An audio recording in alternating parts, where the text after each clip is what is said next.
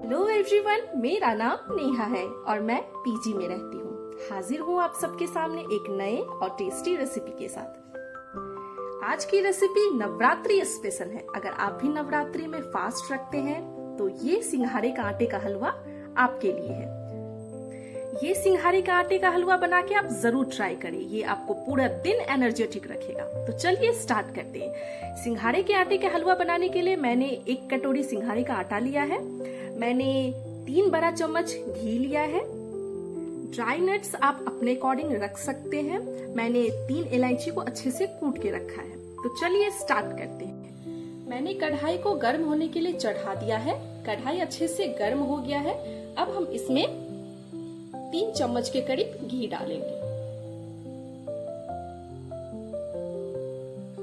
घी अच्छे से गर्म हो गया है। अब हम इसमें धीरे धीरे करके सिंघाड़े का आटा डालेंगे।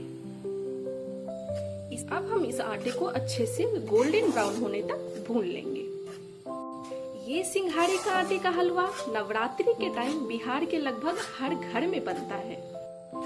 सिंघाड़े का आटा अच्छे से भुन गया है। इसमें बहुत ही खूबसूरत ब्राउन कलर आ गया है।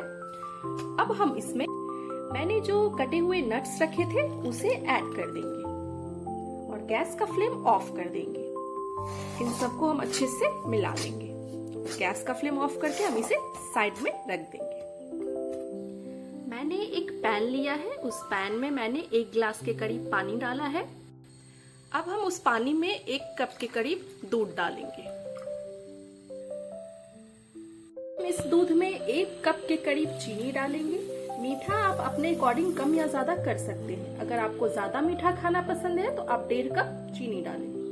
और मैंने जो इलायची कूट के रखी थी उसे भी हम इसमें डाल के इसमें हम 1 उबाल आने देंगे।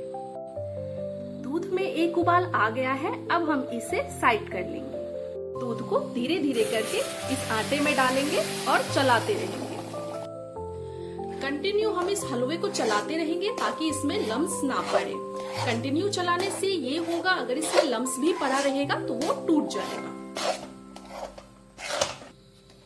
हलवा अच्छे से पक गया है। आप चाहे तो इसमें चीनी की जगह गुड़ भी डाल सकते हैं।